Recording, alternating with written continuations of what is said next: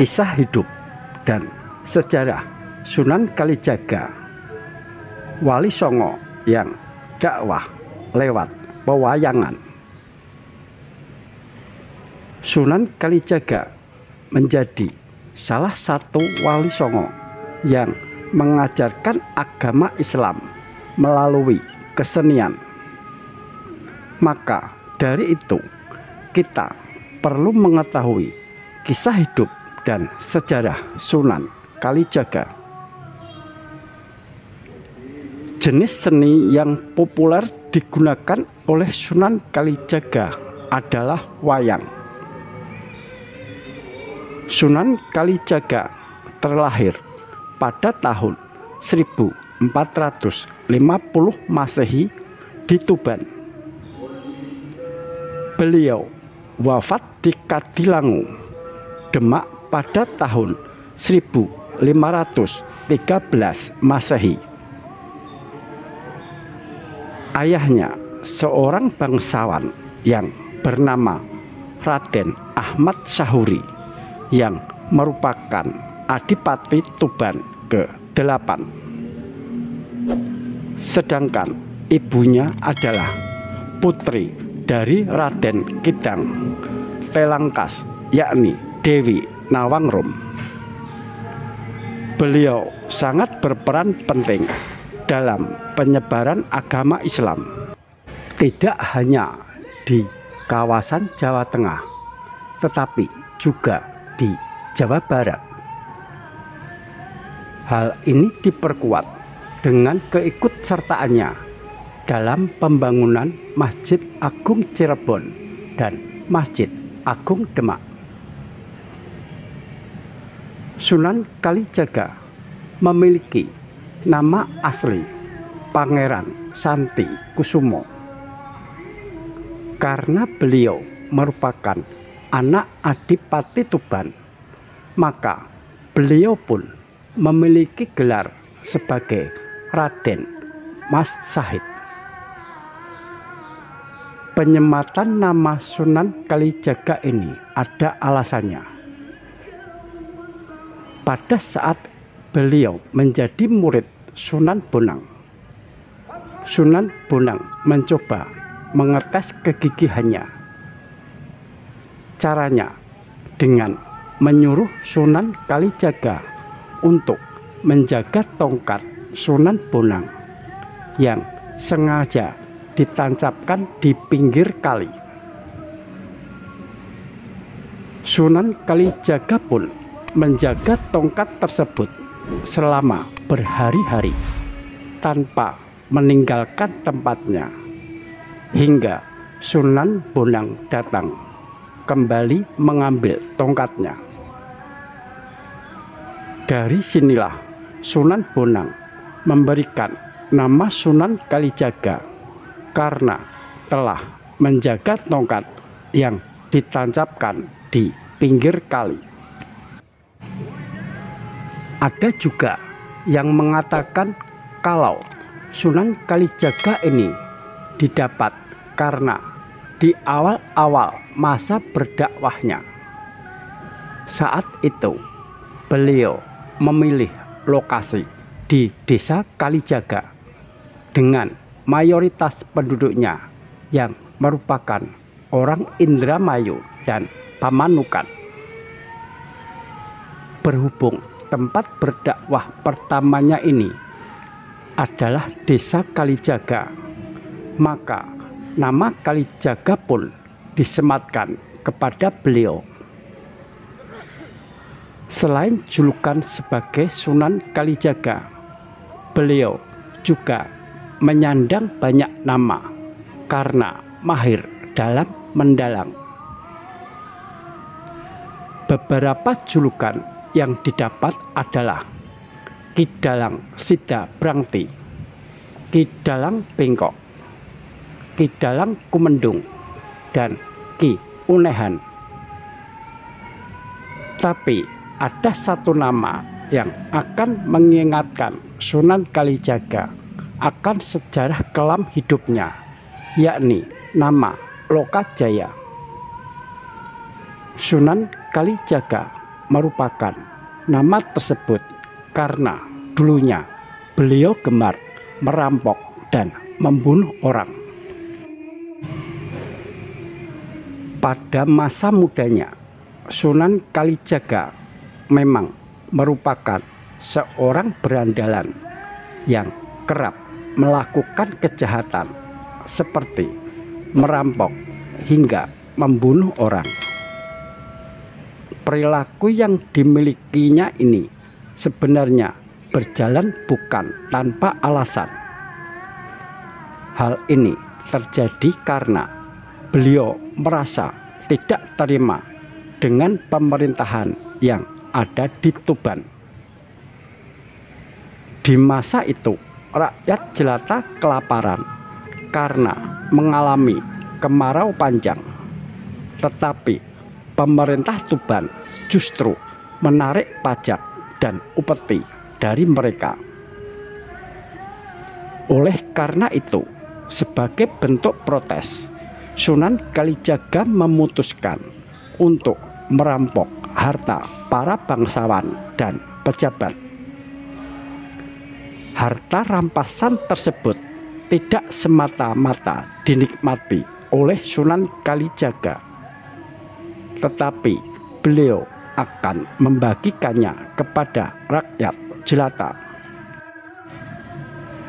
Perilaku tidak terpujinya ini pun berhenti setelah beliau bertemu Sunan Bonang.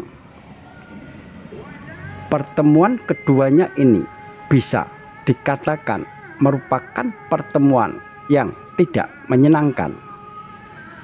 Ini karena sewaktu itu Sunan Kalijaga berniat untuk merampok Sunan Bonang yang sedang lewat di daerah Tuban. Setelah Sunan Kalijaga bercerita mengenai alasannya merampok, Sunan Bonang justru memarahinya dan melarangnya untuk melakukan hal tersebut lagi. Meski Sunan Bonang mengerti maksud dari niat Sunan Kalijaga, beliau tetap melarang keras untuk Sunan Kalijaga merampok.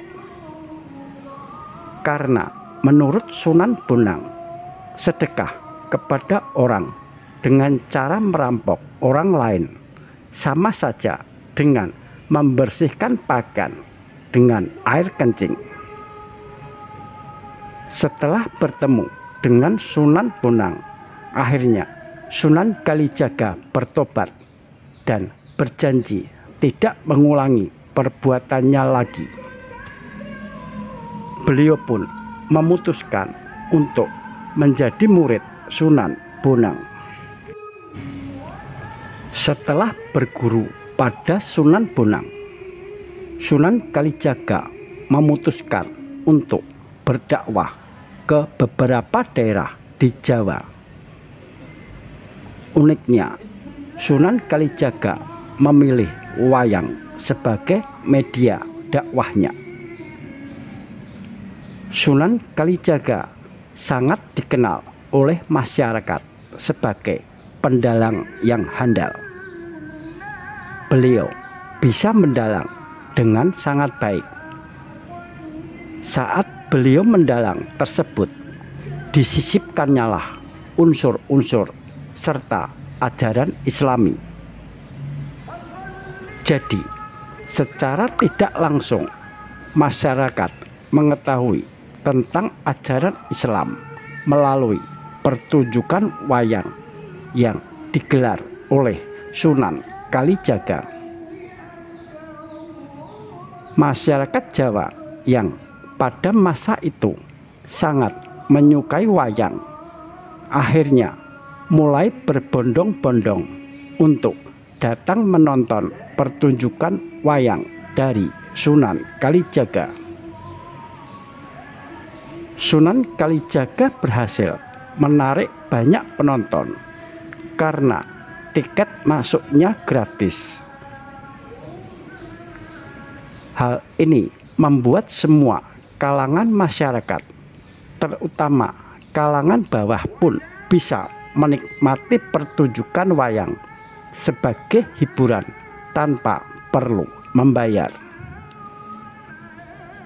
Namun, meski gratis, Sunan Kalijaga memberikan isyarat khusus bagi masyarakat yang hendak menonton pertunjukan wayang tersebut. Sunan Kalijaga meminta para penonton untuk mengucapkan 2 kalimat syahadat sebagai tiket masuk. Tentu tidak mudah bagi masyarakat Jawa yang pada saat itu menganut animisme untuk menerima ajaran Islam. Oleh karena itu, supaya masyarakat Jawa bisa menerima ajaran agama Islam, Sunan Kalijaga memadukan naskah kuno dengan ajaran Islam dalam pertunjukannya. Naskah kuno yang dipentaskan seperti lakon Dewa Ruci, layang Kalimasada, lakon Petruk menjadi raja, dan lain sebagainya. Kemudian di dalam naskah tersebut kerap disisipkan ajaran-ajaran kebaikan dari Islam. Selain itu, Sunan Kalijaga juga menambahkan karakter-karakter baru yang hingga saat ini masih sangat populer seperti Semar, Bagong, Petruk, dan Gareng. Tidak hanya menggunakan wayang dalam berdakwah, tetapi Sunan Kalijaga juga menggunakan jenis kesenian lainnya seperti tembang. Beberapa tembang ternama yang masih sering dinyanyikan oleh masyarakat Jawa adalah ilir-ilir. Dalam lagu ilir-ilir tersiratkan makna jika seseorang bisa bangkit dari keterpurukan. Bahkan Sunan Kalijaga juga menyisipkan pesan bahwa setiap orang dapat berjuang untuk mendapatkan kebahagiaan, mengumpulkan amalan kebaikan sebanyak mungkin, dan lain sebagainya.